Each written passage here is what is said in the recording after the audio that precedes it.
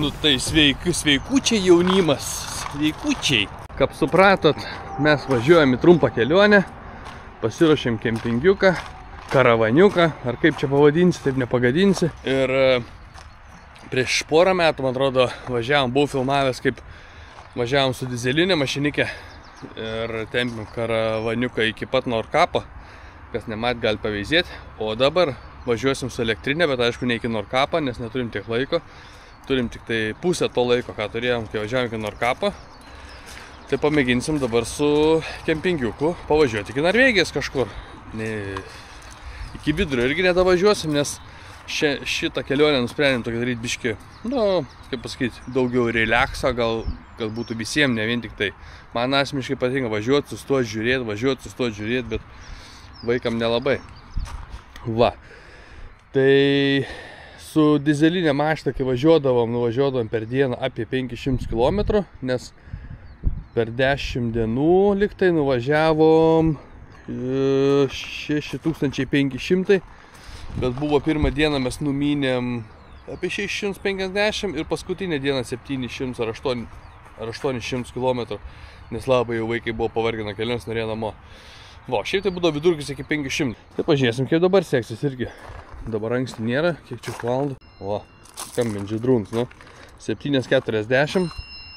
Tai tuoj pajudėsim už valandėlės ir žiūrėsim, kaip čia mums seksis. Tai šitam video bandysiu parodyti. Palauk, žydrūnai, palauk. Šitam video bandysiu parodyti, nes daug kas klausdavo, kiek kainuoja kelionė, kiek kainuoja ten pakrovimas, kaip sekasi važiuoti. Tai pakonkretinsiu biškį bent jau pirmą šitą video apie važiavimą, kiek valgo elektros, nors tai žinau, kiek valgo tos elektros, apie 40 kW grubiai, nes dabar Švedijoje toks bus ruožas per Švediją į įkalnį visą laiką važiuoti.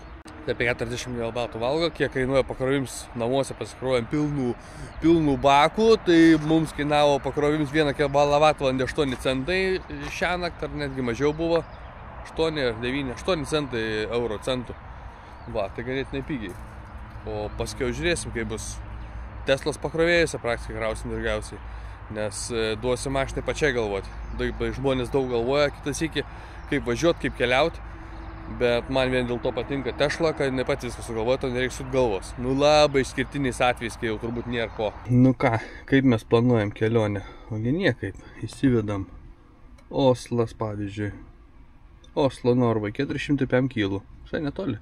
Ir pats viskas susikauguliuoja. Čium, bet tų pakrovėjai bus daugiau. Ai, čia gali paspausti netgi, kad mažiau pakrovėjimo padarytų, didesnis tarpus, kažkoks naujas dalykas, to nematęs. Nu, bet nieko, čia mums daugiau bus sustojimų, nes su priekaba važiuojam. Tik tai gaila, kad nerodo, kažkaip aš nemoku turbūt nureguliuoti, kad mes važiuojam su priekaba, tai mums reikia, kad būtų priekabai draugiški pakrovėjai kažkaip. Nu, bet čia gal reikia pačiam ieškoti žodžių. Nu ir viso, ir važiuojam. Ir paskui viską Tesla patys sukukulios. Nieka nereik rūpintis, kur krautis, kada krautis, kodėl krautis. Važiuojam.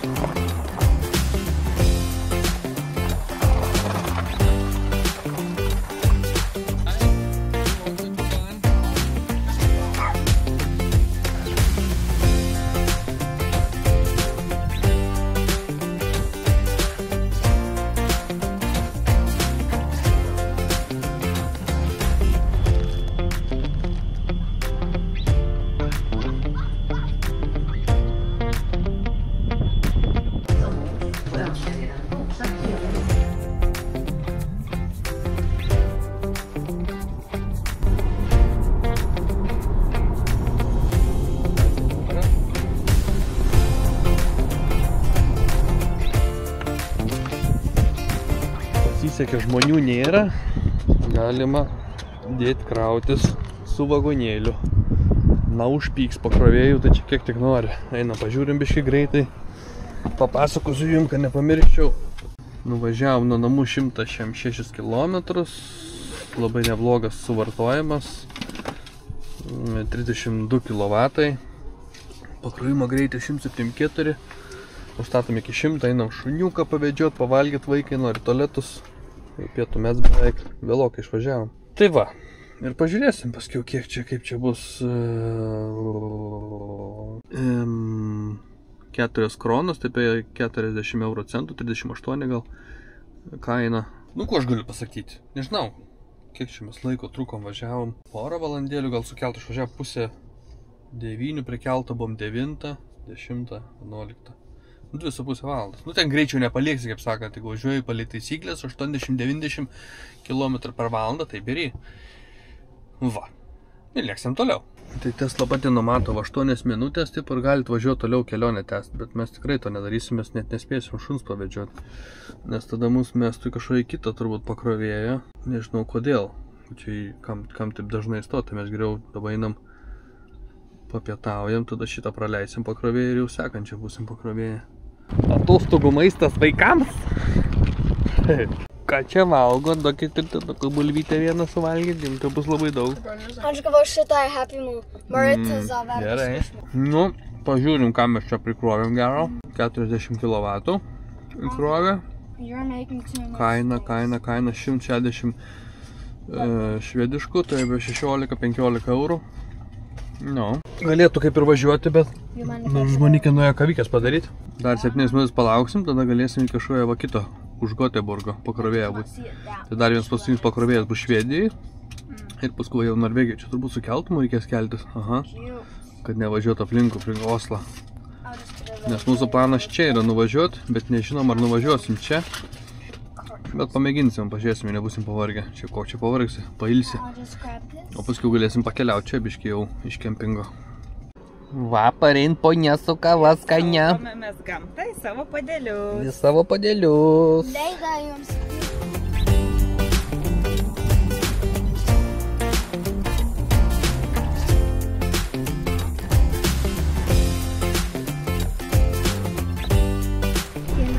Nu, au, kaip trenkia rūpužė elektrinė mane mašina. Tada sieks antras pakrovimas. Labai gerai, nieko nėra. Tušia. Galim net neatkabinėti kemperiuką. Nu, įspūdingas krovimo greitis, 187 kW. Ta pati kaina, 4 kronos. Jau nuvažiavom 325 km, vartojam 100 kW. Tai aš apšalęs. Vidutinis 33,7 kW, kur būdavo laik apie 40 kW, kiek anksčiau važiuodam, bet vėjas pučia truputį į mašinos užpakalį beveik. Visai normaliai. Tada per visą kelionę matysim, kiek iš viso kilovatų sunaudota. O čia jau kirsim sieną, o kitas pakrovimas bus Norvegijai. Norvegijai pažiūrim. Bus 3,3 norvegiškos kronos. Bet čia turbūt per piką, jeigu vėliau krautumės, būtų 0,6. Čia gali pažiūrėti, kas yra aplinkui, prie to pakrovėjo. Extra Grolum, Rema 1000 vaira parduotuvė, priekabai draugiškas pakrovimas, nes gali turbūt neatsikabinti, jeigu žmonių neperteklius yra. Nes jeigu būtų pilna aikštelė, tada jau nelabai gal su priekaba įsipaišytum. Nu va, smagiai, tai smagiai. Tai mūsų čia bus, paskiau matomai kažkur bus va čia keltukas. Ir tada paskiau pasikrausim dar vieną kartą čia ir čia per kalnus, per visus tos, man labai gražus Norvegija keliauti. Tai tada atvažiuosim į kempingą. Čia turim pasiėmę prie ežeruko, prie vandens. Fantastika. Kažkokiai grupiai minėjau, kad man asmeniškai labiausiai patinka Tesla Softas. Nu, jisai visiškai nelagina, jisai nuostabus. Pas mane tam Forde paspaudi kelias milisekundės, galvoja, čia viską veikia. Iš karto. Jokių problemų. Continue trip. Nu, jokių nėra uždelsimų. You have enough energy to continue your trip. Tai va, turi pakankamai energijos keliauti. Nereikia, aš noriu krautis. Kaip įdomiai. Su 30%, kur aš čia nuvažiuosiu. Kai čia man meluoja, tada kitą pakrovėją kažkokią reikėtų stoti. Nieko. Jėzau, kalyje. Ui. Nu va. Pasikruojam iki 8%, nekankinsim batareikos, nes čia bus dar pakeliui 100 km pakrovėjų. Ir dabar dar reiks sustoti parduotuvę, maistą apsipirkti, čia niekur nėra, nes paskui bus Norvegija. A čia pigiau biški, jeigu čia stoji.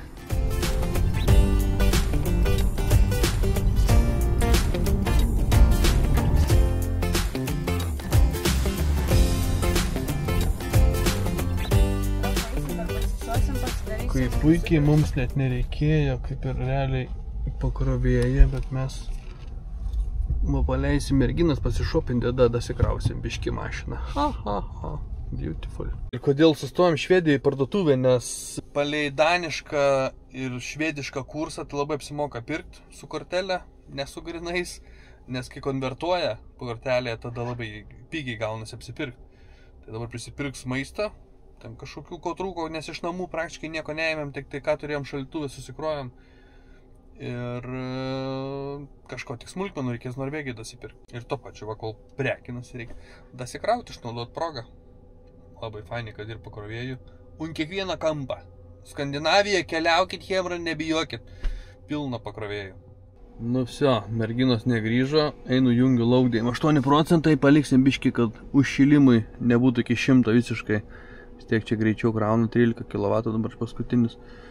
Ir pakrovimas kainavo 157, nu galim suvalyti 160 kronų, 15 euriukų, nežinau, reikia pažiūrėti kursas iš tikrųjų, koks yra šiai dienai Švedijos ir euro. Va.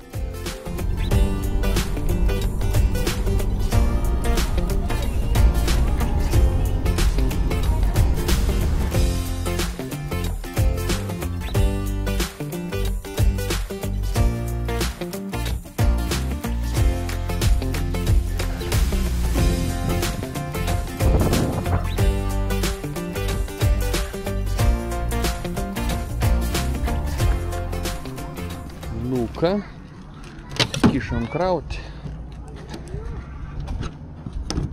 Galėjau statyti iš priekio atvažiuoti čia, kad neužim, bet tų stotelių pilna yra. Nelabai kas nori krautis. Ir mums čia reikia biškutį, tik tai dasikrauti, nes jau nebetoli mums čia važiuoti yra. Dabar rodo -14, jeigu dabar važiuotumėm. O, užsikūrė. Kažko tai jis nenorėjo nuskaityti. Esu užstatęs, kad į kempingą atvažiuotum 20%, ten, kad nereikėtų nulio palikti. 100 kW, 126, blema, man patinka Teslos tas 144. Duot gerai, nors čia su kaimynu dalinuosi, tai gali daug nebūt, kai 100 PM ir viso. Daugiau ir neduos, reikėjo prie kitos stotelės stoti, nu, bet užteks to 100 PM. Nu, va, tai apie 10 minučių rašo reik pabūti. Išėjo žmonikę šuniuką pavedžiuoti. Dar sakė, nori eiti paskui parduotuvę pažiūrėti, ką atrodo vietinės prekės. Tai kiek čia dabar 5? Realiai 4, nes tas 5 pakrovėjas tai buvo tam, kad įeit žmonikiai į parduotuvę. Nu nesvarbu, tai būn 5 pakrovimai. Tai po 15, po 20 minučių aš tragedijos nematau. Bet aišku, jeigu jums ir problema kelionės metu kas porą valandų sustoti po 10, 15, 20 minučių, nekeliaukit su elektromobiliu, važiaukit su benzininiu. Va, o mums nė problems, pailsėt biškelį. Tai atsipūsim ir to jau varysim vėl, važinus tik parašyti.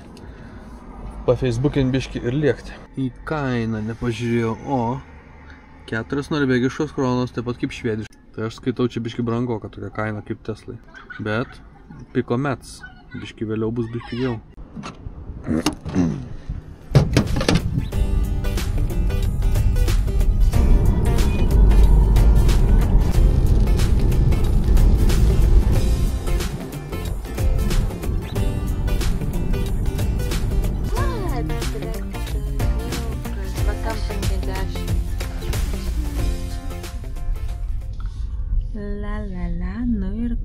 Atvažiavom, o Jėzau, kokie kalneliai, ar mes čia užkilsim paskiau? Mini haikas išpadarytas su vadžiuku. Teisybė pasakiau. O čia irgi gal šviežiai atvažiavę. Yra jūra maža. Nu ką, jaunimas, pasiekėm finišo tiesėje. Pažiūrim greitai statistiką. Iš viso šiandien nuvažiuota 630 km. Nežinau, ar čia yra su keltais ar be keltų. Iš viso sunaudota 224 kW. Tai čia gali padauginti iš kokių, jeigu tai vidurkis, iš 25-30 centų, nu iš 30 gal labiau. Ir sužinosit kelionės išlaidas, nes namuose kroviausi tai už 9 euro centus ar 8. Ten pigiai iš vis. 70 kW likusieji tai maždaug už 40 euro centų. Plius minus ten. Va. Tai tiek, 620.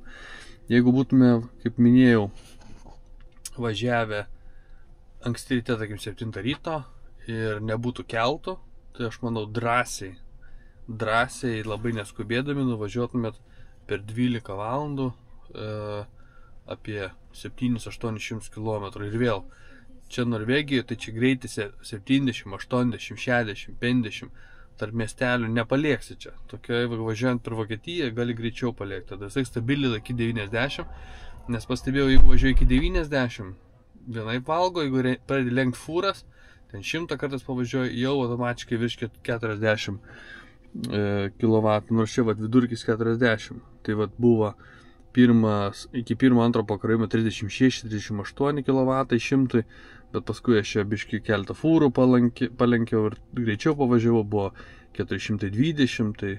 meluoju. Va, vidurkis yra 35,8, 358 km.